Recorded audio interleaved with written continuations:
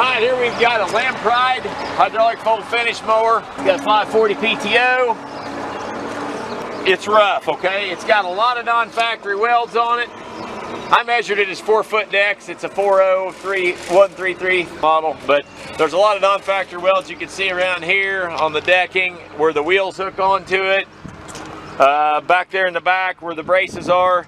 Right here you can see a little split in that where this goes on, which I know they sell them new to weld on. It's a mechanic special. I will tell you, it feels like the gearboxes. You can see it turning coming out of there. I'm just doing it by hand. This one here, you can feel it trying to turn that main shaft.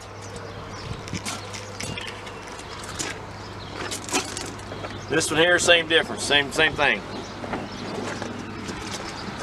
But like I say, where all them wheels hook onto the decks, non-factory welds. There's a place in the deck here where that is welded, where there's a little hole.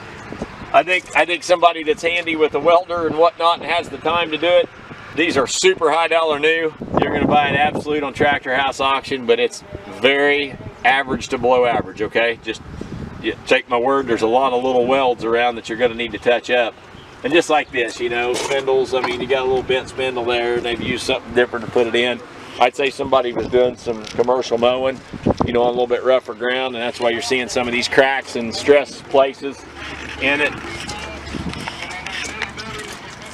So they got it chained up where it won't unfold, so that's good. We can push it on your trailer, but buy it to need work. These things are extremely high new.